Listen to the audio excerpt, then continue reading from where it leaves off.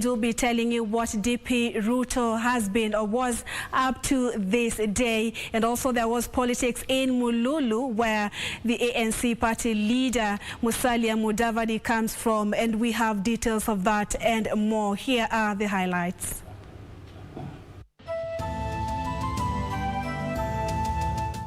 Ni lini ilikuwa hatia na hii siasa ya mambo ya kutumia polisi na EFCC na DCI kufanya siasa ilianza lini katika taifa letu la Kenya? Security agencies should not be used to settle political scores, says Deputy President William Ruto. Tuesday, we want to get 24 counties approving BBI bill. ODM leader Raila Odinga confident at least 24 counties will pass constitution amendment bill on Tuesday.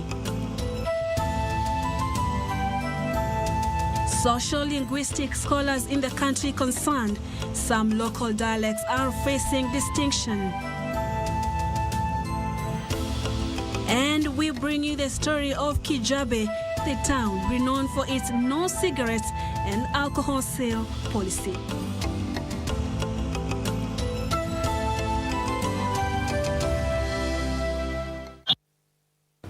Use Channel 1 Weekend to interact with us tonight on Twitter.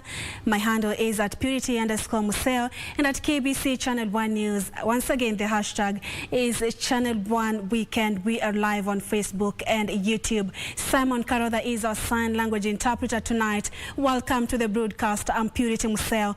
Deputy President William Ruto says security agencies should not be used to settle political scores. The DP, who was categorical on the recent arrest of politicians in Kisii during the burial ceremony of the late Simeon Nyachai, said his supporters are being subjected to political harassment and torment. Ruto, who was speaking in Kabarnet town, at the same time reiterated that he will stay put and will not be intimidated by threats and calls of stepping aside. Accompanied by the Hustler Brigade, Deputy President William Ruto, in his visit to Baringo County, made a stopover at Kabarnet town. The DP, without mincing his words and in what seemed to be a tough response to his opponents, vowed not to fall victim of intimidation over calls to step aside. Mimi nawauliza, wakati tulitafuta serikali ya Jubilee, Mheshimiwa Uhuru Kenyatta alikuwa na mimi ama alikuwa na wale wakora wako na yeye saizi? Ruto saying that no one will coerce him into quitting a position that he tirelessly sought support for in the past general election.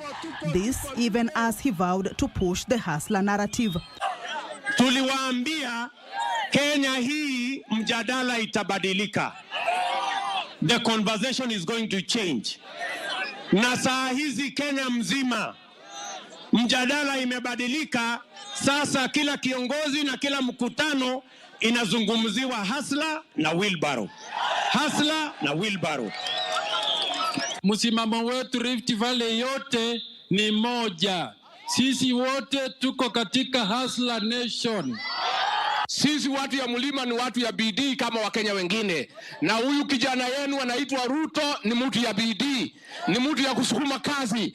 Na sisi tunataka tupatie uongozi mtu ya kusukuma kazi kama sisi. Mumejipanga na yeye? But the recent arrest of Kisii Deputy Governor Joash Mangi and Mugirango South Member of Parliament Silvanus Osoro, among others, did not go down well with the DP. Ni lini ilikuwa hatia na hii siasa ya mambo ya kutumia polisi na EFCC na DCI kufanya siasa ilianza lini katika taifa letu la Kenya? Tuko pamoja? Efforts by some youth to disrupt the deputy president's rally were thwarted by police. Earlier Earlier in the day, the Deputy President opened St. Joseph the Worker Parish, Kituro, Catholic Diocese of Nakuru in Kabarnet, Baringo County, before later joining worshippers for the Holy Mass. In Nakuru County, there was drama after police tear-gassed legislators allied to Deputy President William Ruto as they campaigned for the UDA candidate for land and ward by-election. Legislators Susan Kihika, John Kiare, Cecily Mbarire and Mohammed Ali were among those who were caught in the melee. While DP Ruto was in Kabarnet, ODM leader Raila Odinga has expressed confidence that the BBI bill will get the support of more than 24 counties by Tuesday. Raila at the same time asked those who have been opposing the BBI not to change tune, saying that it was their democratic right to take a different path. The funeral ceremony of the former chairman of the defunct Homa Bay County Council, Origa Opio, at Ratanga Primary School in Ndiwa created an opportune forum for the ODM brigade to drum up support for the BBI bill. Here Raila expressing confidence that the 24 county support will be achieved on Tuesday. But Tuesday we want to get 24 counties approving BBI bill. This is going to help us to move to the next stage. There are people doubting Thomases who have been fighting BBI. And we want to tell them, don't change your mind. Continue to oppose BBI. Let us meet with you people in the debate. Leaders accompanying him calling on DP Ruto's team to fully equip themselves for a heightened competition at the ballot over the referendum. Nchi hii ya Kenya haiwezi kukubali ya kwamba makao ya rais msaidizi imekuwa headquarter ya chama. Haiwezekani. Na tumeona sasa wale wengine ambao walikuwa wakitangatanga hapa na pale, sasa wanarudi wananyemelea, wanasema kumbe BBI ilikuwa mzuri. Kama munasema BBI ni mzuri, jitokezeni mchana.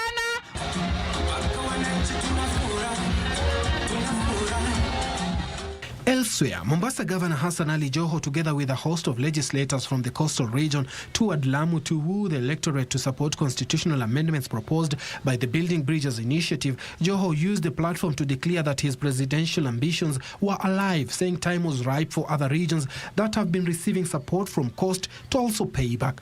Tumekuunga, tuunge. Tumekusaidia, tusaidie. Tumekusukuma, tusukume. Tumekubeba, tubebe. Si namna hiyo? Nina hakika huo uamuzi utakuwa ni uamuzi wa busara na uamuzi ambao utajenga umoja wa mkoa wa Pwani. Meanwhile, KANU leader Gideon Moi has reiterated the Building Bridges initiative push for constitutional amendment is not a political contest, but a move to liberate Kenyans from the yoke of poverty. BBI is about changing your lives for the better.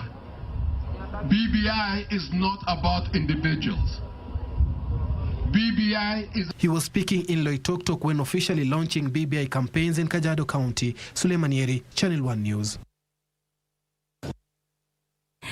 And Amani National Congress ANC party leader Musalia Mudavadi says he will not play second fiddle to anyone in the next year's general election. Mudavadi, who hosted a section of Western Kenya region leaders at his Mululu home in Vihiga County, called them to back his bid to succeed President Uhuru Kenyatta by becoming his ambassadors.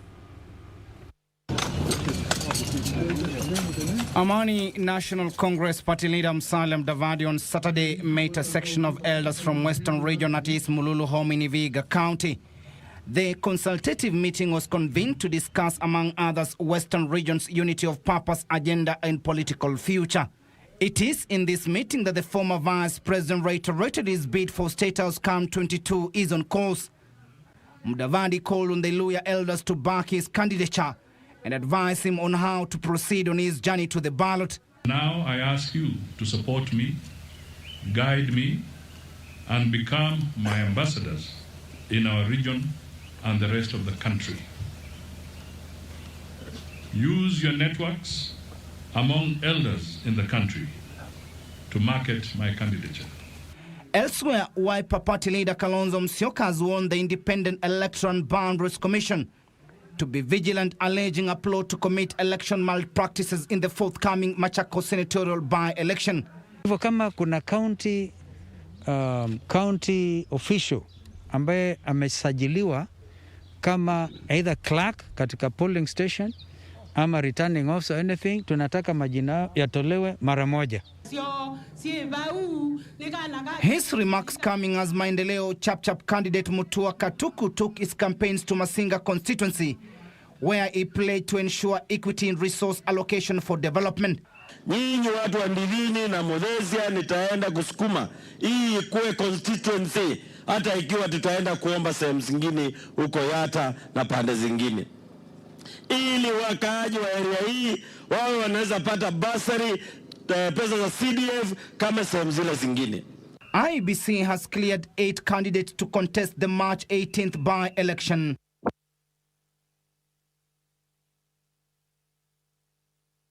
In Turkana County, a section of parents are calling for the transfer of the principal and the entire board of management at Kaputir Mixed Boarding Secondary School in Lodwar at the county, and this is after a Form 4 candidate died and more than 5 others lost their sight after consuming what is believed to be a poisonous chemical from a school's laboratory. The incident reportedly happened 4 days ago, and affected parents accused the school administration of sitting on the information.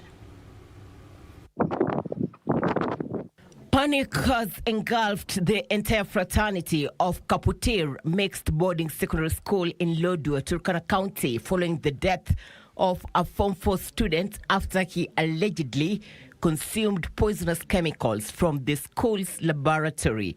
Tulisikia kana kwamba baadhi ya wanafunzi ambao ni wa Form 4 wameuawa na dawa. Dawa ilipatikana kana kwamba hatujui ni dawa aina gani, ni sanitizer ama ni sumu fulani. More than 5 others have lost eyesight following the unfortunate incident. According to eyewitnesses, at least 11 students complained of stomach pains before they were rushed to a nearby hospital for treatment. Nitaenda kufanya aje exam na hata sioni wao, hata sioni karatasi yenyewe, maandishi hata siwezi ona vizuri. Parents have accused the school administration of sitting on the information even as they sought for justice. Parents want the school's principal transferred and the institution's board dissolved. Tulionelea kabisa kuna utepetevu katika hiyo shule ya Kaputir. Channel One's effort to seek audience with the school's administration hit a snag after the school's principal refused to address members of the press. The Ministry of Education had last month barred use of small bottled hand sanitizers in schools over fears of malicious use of the product. Irene Mchuma Odim, Channel 1.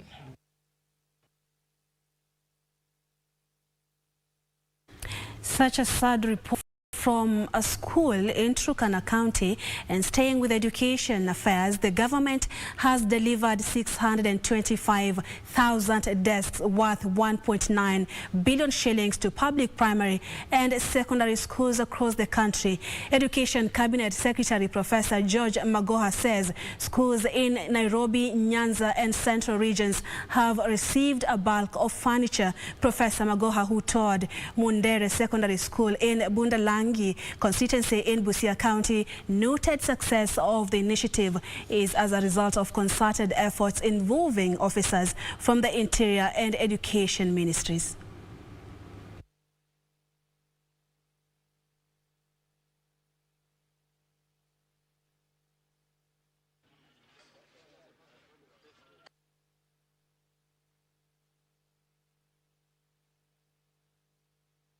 We should be through with this process latest Monday, except for Turkana, which has a special interest group that we are currently manufacturing the desks somewhere, and then they will be transported to Turkana. So as far as government delivery is concerned, this particular one of Kenya shilling 1.9 billion, 625,000 desks is a success, and I want to thank my sister ministry of Interior and Coordination of National Government, headed by together with all his staff, together with all his field staff, the regional commissioner, the county commissioners, right down up to sub-county commissioners and chiefs, for the concerted effort that we have cooperated in order to deliver this process.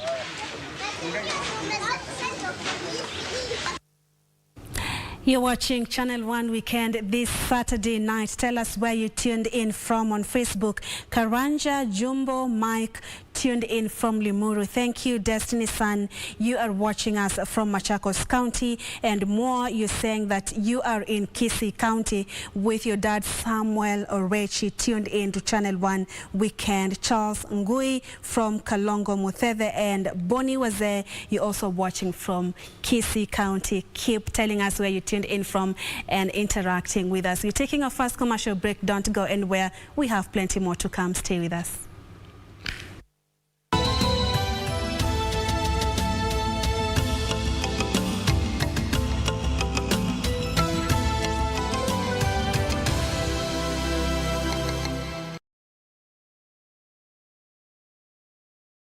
Mwaka wa 2021 na vitu mpya, vitu mzuri zaidi. Leo tunakupa Oppo A93 na ni rahisi zaidi. Kumbuka unaenda kwenye paybill number, unaekelea paybill number yetu ni 4032353. Kisha unaenda kwenye account, ekelea code ni Oppo, alafu unique number yako. Kisha ni 20 bob peke yake. Na hivyo ndivyo utakuwa umekelea bid kwenye quickbid.co.ke. Kumbuka bidhaa bora kwenye bei ya nini? Chini kwa chini. Chini kwa chini. Jiunga na Quickbid ni rahisi. Enda kwenye M-Pesa, bonyeza paybill kisha weka business number 4032353. Kwenye account weka kodi ya bidhaa unayotaka na bid yako ya chini zaidi. Kwa mfano TV 16. Kisha weka shilingi 20 tu kama idadi yako. Weka bid yako pia kwenye www.quickbid.co.ke. Kumbuka, bid ya chini zaidi ya kipekee ndio ununua. Quickbid, bidhaa bora kwa bei ya chini. Next on. They removed the piece of wood in my leg and challenges started when I was going to get dressed and topping up drugs, thinking they are painkillers. She took me to Kiku Hospital. They didn't see the problem. She took me to another private doctor who actually said that it's not the eyesight that has the problem, but it's to do with the brain. 'Cause we're differently abled, differently.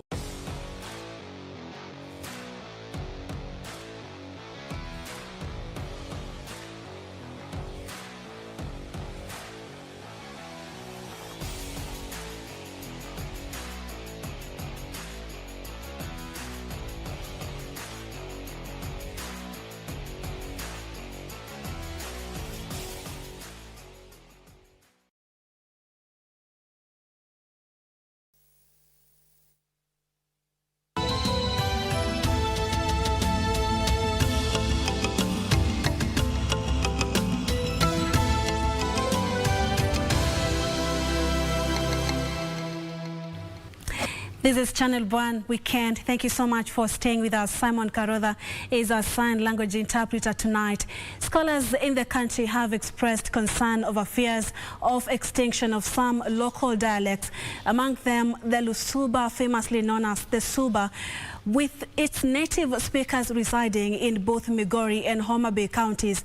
The Suba Council of Elders chairperson Jafed Riogi says that the intermarriage of Suba with the Luo has put the local dialect on the verge of extinction. Dr. Omondi Odero, a social linguist at Rongo University, says language generally disappears when its speakers disappear or shift to speaking another language, often a larger language by a more powerful group. The concerns coming as the world prepares to mark the International Mother Language Day this Sunday.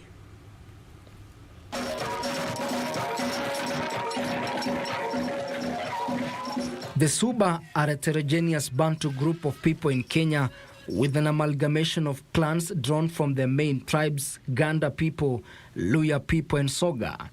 Their population estimated to be about 157,000.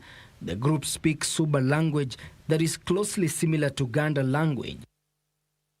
Spare some lexical items borrowed from the Luo and Kuria. They migrated to Kenya from Uganda and settled on the two Lake Victoria highlands of Rusinga and Mfangano. Others settled on the mainland areas including Gembe, Gwasi, Kaksingri of Suba, southern Migori, and are believed to be the last tribe to have settled in Kenya. However, according to Japheth Riogi, the Suba Council of Elders chairperson, the intermarriage with the Luo has put the local dialect on the verge of extinction. Wanawake ambao tunaowaoa ni wanawake wa kutoka Ujaruoni. Kila mara mwanamke anakaa na mtoto nafasi nyingi, mwanaume anakuwa na matembezi wakati mrefu. Sasa mama wanaigiza watoto wetu lugha ya Kijaluo. Hatusemi kwamba Wajaluo ndio wametumeza, hapana. Kulingana na watoto wetu nao wamepuuzia sana lugha yetu. Ukimwambia yeye ni Msuba, anasema Suba hii itampeleka wapi? Lakini yeye ni Msuba. Nani amekubali kupoteza mila yake? Riogi, who hails from Buembo in Suna West, where the native Suba speakers are concentrated, says only a handful of the younger generation can understand the language, an issue he attributes to failure by the education stakeholders to preserve local dialects. Wazi kwamba sisi kama wazee, kwa mfano kama mimi kufikia umri wetu huu, tukiaga dunia tumalizike duniani hii, sisi vijana wetu hawatajua lugha ya Suba. During the 90s, there were about 160,000 native speakers of the Suba language in both Homa Bay and Migori counties. In just over a decade, the number has dwindled to just 6,200. Tujaribu kutafuta mwafaka watoto wetu, wajaribu kufundishwa lugha ya Wasuba kwenye shule zetu za chekechea, alafu ikitokea hapo tuje kupata hata watangazaji ambao watatangaza kwenye vyombo vya dola na lugha yetu. So, kwa sababu tusipofanya hivyo tutakuwa ni Wasuba tu kwa maneno, lakini kwa vitendo tukitafutwa hatutaonekana. Languages, just like people, have a life, and they are born, they are bred, they grow, and at some point, if they're not taken very good care of, they fall ill, can get into the ICU and ultimately die and just be extinct. We know that culture is very rich, and when you let it die, then it means that every other good thing that was carried in that language dies with the language, which is not good. So a language should not be left to die. That's my position. Mother Language Day is part of a broader initiative to promote the preservation used by peoples of the world. Ben Chumba, reporting for Channel 1 News. To the latest COVID-19 numbers, 152 people tested positive for the novel coronavirus from 3,734 samples tested in the last 24 hours. Cumulative positive cases are now at 103,993. 4 patients succumbed to the deadly COVID-19 disease during the same period, increasing the fatality tally to 1,817. And now, from the new cases, 139 are Kenyans, while 15 are foreigners. At the same time, 8 patients recovered from the disease and were discharged from various hospitals. Nairobi County recorded 105 new infections. Nakuru and Mombasa 8 cases each. Kiambu and Uasin Gishu had 7 cases each, while Machakos and Taita Taveta recorded 3 cases each. Kajiado, Nyeri and Kisumu each have 2 new infections, while Makueni, Meru, Murang'a, Nandi and Kakamega recorded single cases.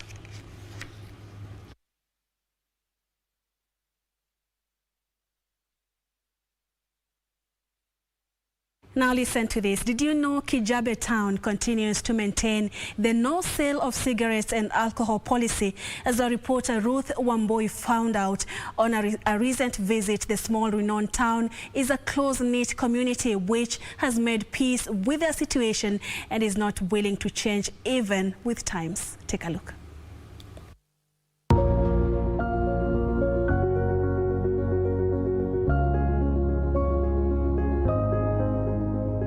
Travel 55 kilometers northwest of Kenya's capital city, Nairobi, and you will find yourself in Kijabe town. A According to the 2019 National Population Census, the township has 2,026 residents.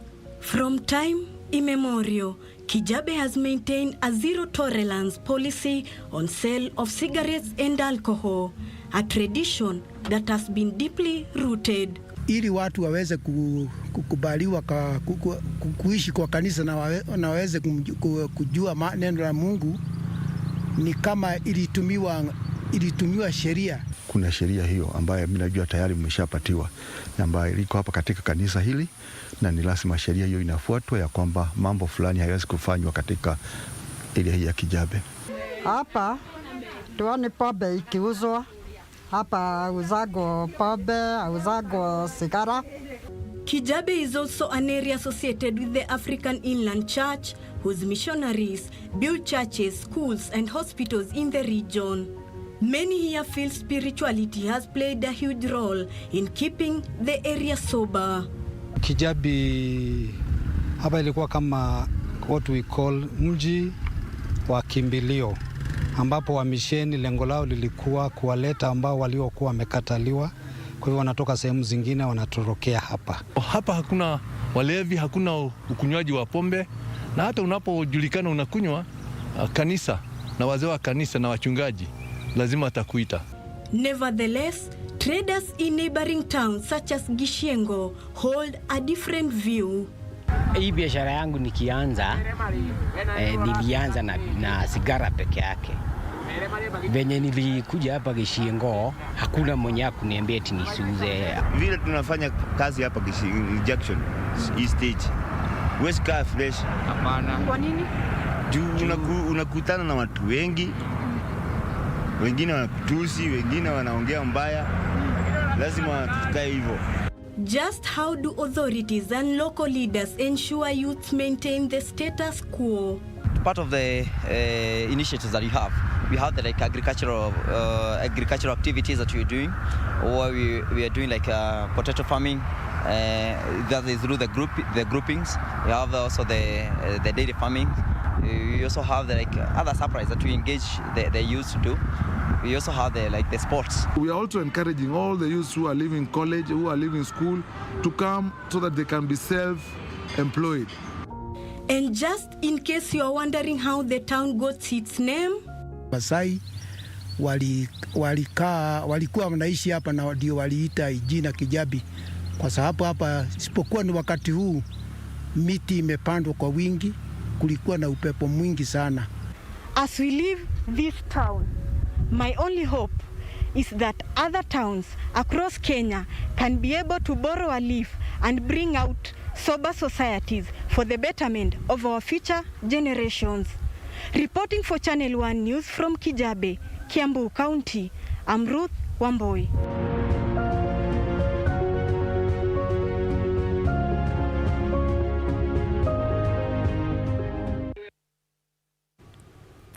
There you have it, a report by Ruth Wamboi on why Kijabe town remains a close-knit town, and they have never changed their culture of saying no cigarette and their alcohol policy since, you know, Kijabe is an old town in the history of this country. And a family in Nairobi is seeking financial support in aid of their one-year-old daughter who needs a liver transplant at a cost of 8 million shillings. Doctors at the Kenyatta National Hospital have advised Eliana Watiri to have the transplant done in India since the kind of treatment is not available locally.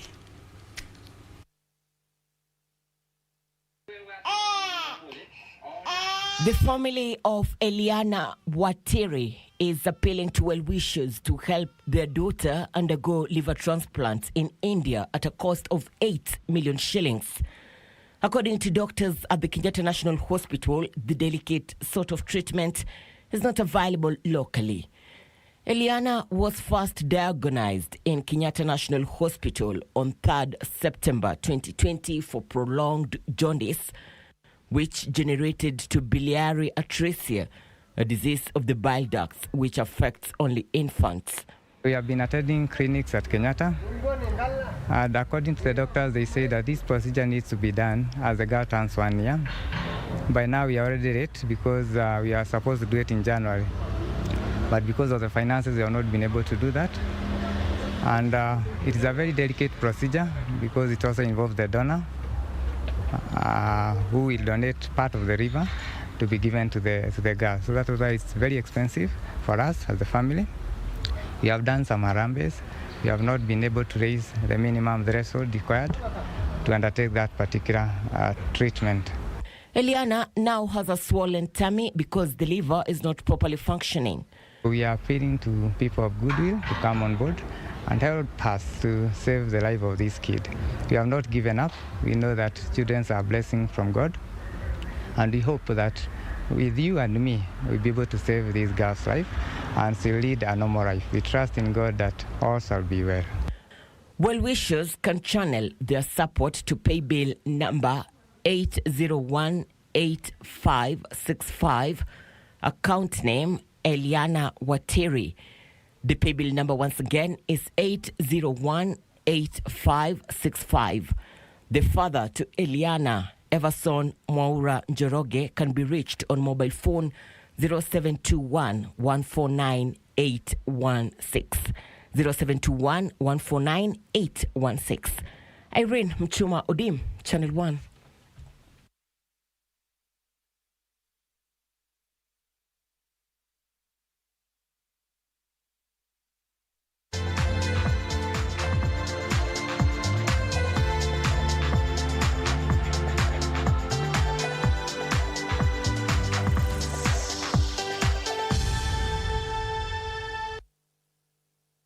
In sports, national judo team has intensified its training as it prepares for the upcoming East Africa Championship that will be held in Zanzibar starting 6th to 8th of next month. The team will be using the championship as a build-up to the next round of Olympic qualification, where the judokas with highest rankings will book slots to this year's Olympic Games. After featuring in the Africa Senior Championships, bagging a bronze medal in the team event in Madagascar, the Kenyan team has shifted its attention to the upcoming East Africa Championship that will be hosted in Zanzibar. The team will be in camp for 10 days and will be hoping for an exemplary performance. Last event, which was in 2019, we actually emerged number one. I believe this time also it will be a walkover for us because we know our team is well prepared for the event. Hopes of clinching tickets to this year's Olympic Games are still alive, although no Kenyan has qualified for the Games so far. Frederick Moki for Channel 1 Sports.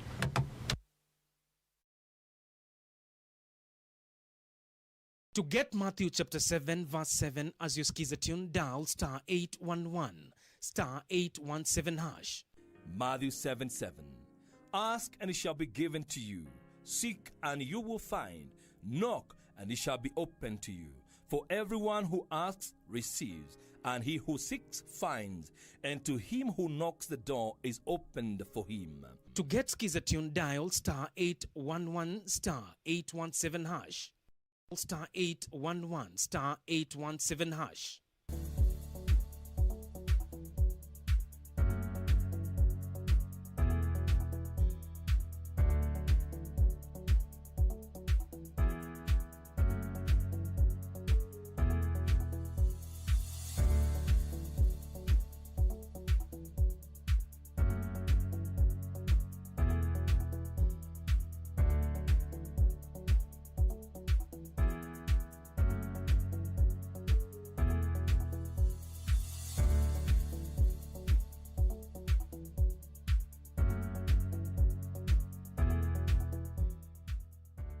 The stage is set for the next football star from Africa to emerge at the Under-20 Africa Cup of Nations. Watch all the games live on KBC Channel 1 as 12 countries battle out for the ultimate prize of becoming champions of Africa. Raw talent, raw skills, ultimate technique.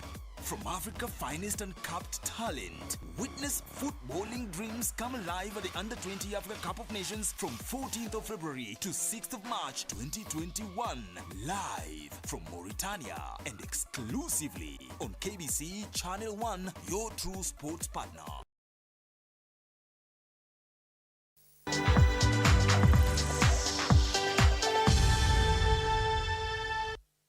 And sports news continues. Kenya will tonight play Angola in their second Group B game of AfroBasket qualifiers ongoing in Yaoundé, Cameroon, having gone down 69-51 in their opening match against Senegal yesterday. And Kenya's Morans will be going into the match with both eyes open, looking for a win before facing Mozambique in their final group game tomorrow. It was a daunting task for Morans in their opening encounter against Senegal, who defeated Kenya 69-51, barely 3 months after thrashing Morans 92-54 in the first leg in Rwanda. Morans went down 21-18 in the first quarter before winning the second 6-13, but lost the third and fourth quarters 25-10 and 17-10.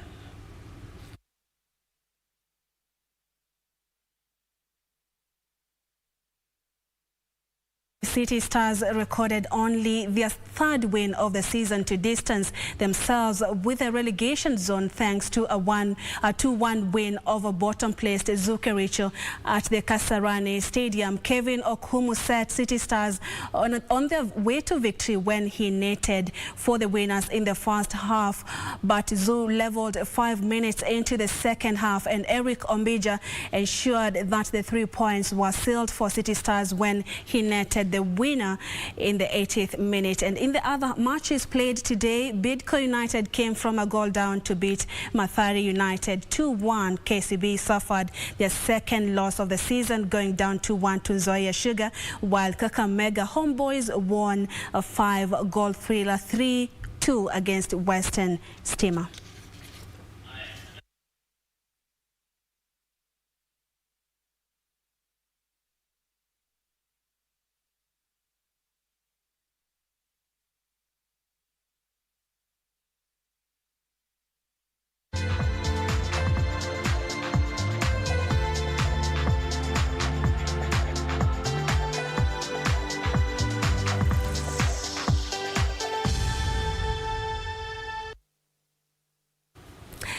And that's the latest at this hour, but not before we mentioned that Chelsea was playing today with Southampton, and it was a disappointing start off by when they almost lost to Southampton, but they were able to equalize. So the game was 1-1 draw. All right, thank you so much for your company. Let me have a look at your feedback on Twitter. Alex Tonui, you are watching Channel 1 Weekend from Nakuru. David Omwami from Mombasa County, and Elijah Zuteno, you are watching from Homa Bay County. Amara Alphonse all the way from Garissa, thank you so much. Also Evans Sered tuned in from Embakasi to Channel 1 Weekend. Shedi Note from Kitengela. It's always a great pleasure to have you company. Many thanks for watching. I'm Purity Museo. Simon Karodha has been our sign language interpreter tonight. Up next is weather forecast. All right, good night and God bless.